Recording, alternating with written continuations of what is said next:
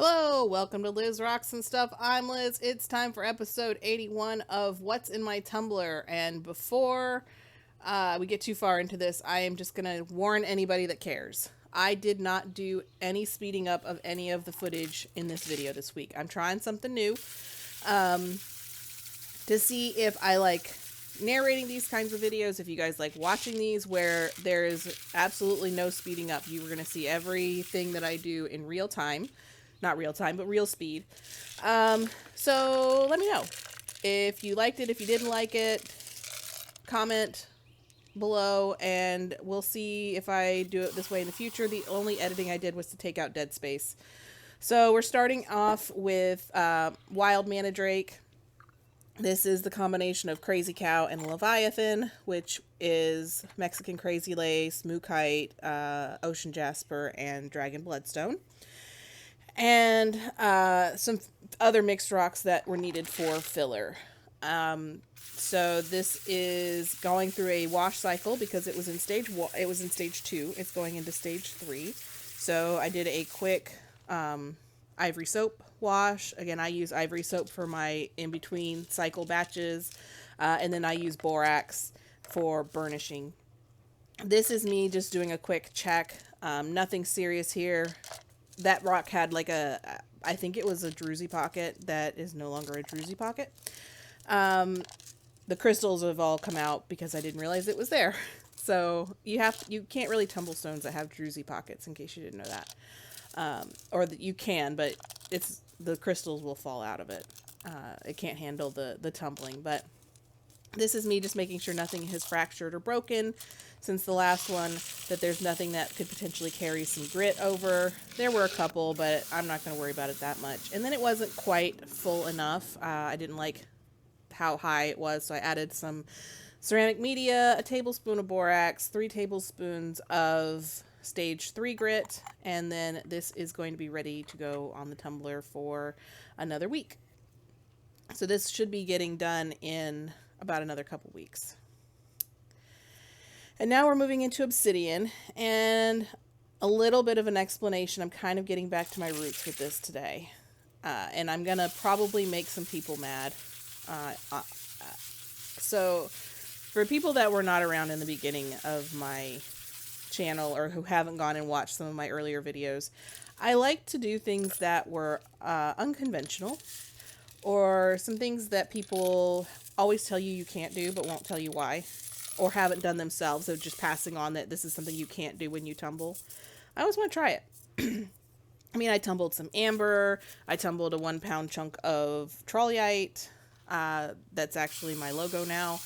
I like to do things, I don't like to just be told you can't do it and just accept that and move on. So I like to know why. And if you can't tell me why, then I'm just going to find out on my own. So with that being said, this batch of obsidian, I have a bunch of broken up pieces, and then I had a chunk of silver sheen that I had purchased. I don't remember where I got it from. And I'm wanting to get all of my obsidian through stage 2 at least before I start moving things on into stage 3. So I'm giving this batch a bath. I forgot to bathe the first batch from last week, but it's fine. And basically what happened is I'm going to go through here, make sure there's nothing that is broken, has sharp edges.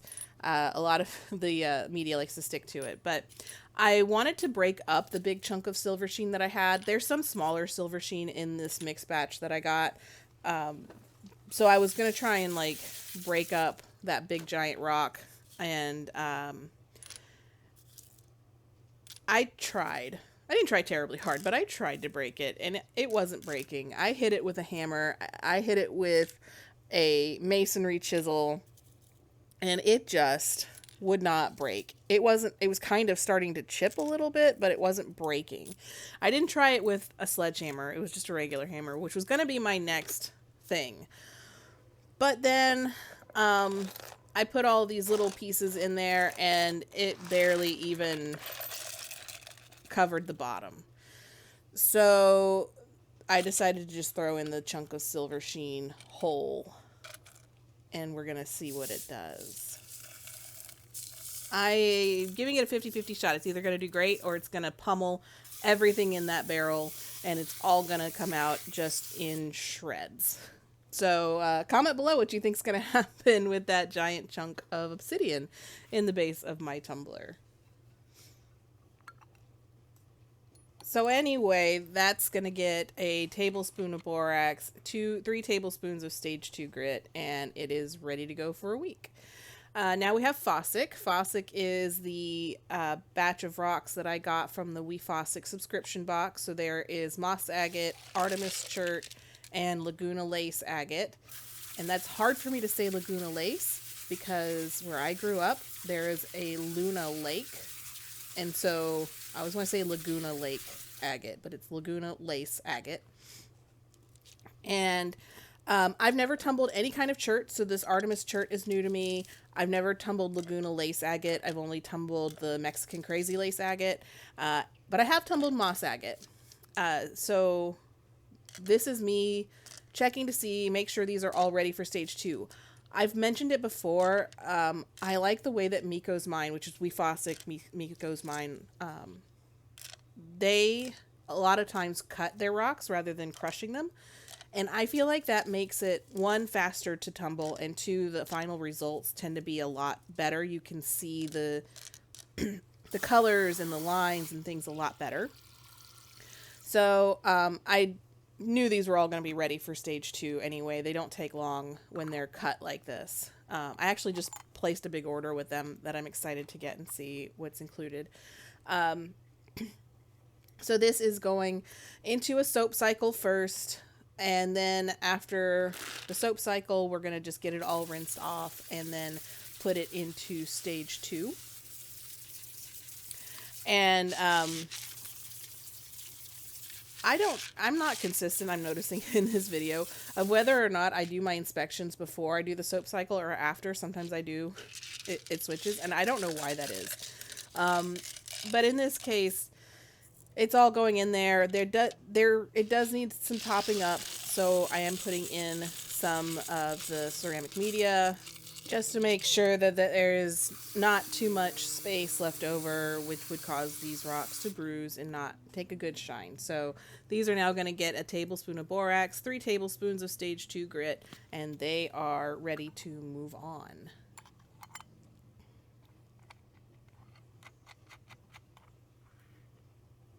By the way, since I'm not speeding anything up, there's going to be some dead space. I'm told people like that. Anyway. Now we've got Walk in the Park. Walk in the Park is pigeon blood jasper and flower agate. I have never tumbled either one of those, at least not knowingly. I think there was a piece of flower agate in a mixed batch I did a while ago, but I have not intentionally tumbled either one of these. So the first thing we're going to do is make sure that these get thoroughly rinsed off, and then I don't remember if I inspect or, yeah, so this is going to be the sorting where I'm going to see, are any of these ready for stage 2? Do any of them need more time in stage 1?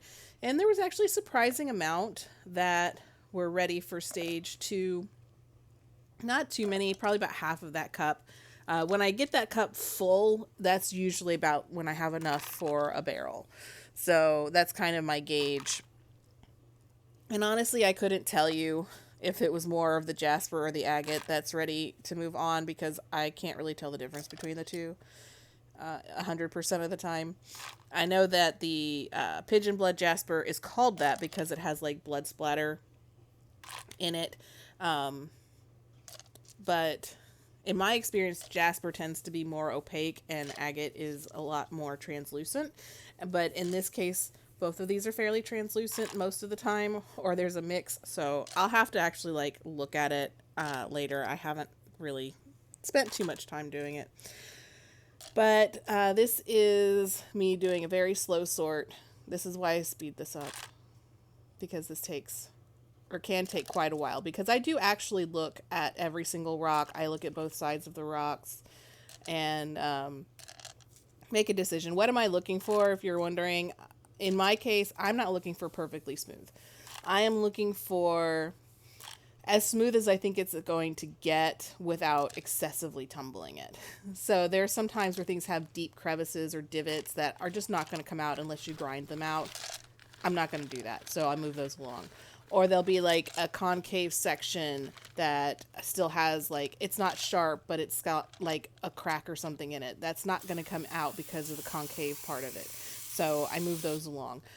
It's all personal preference though. But I did top this up with some more pigeon blood jasper.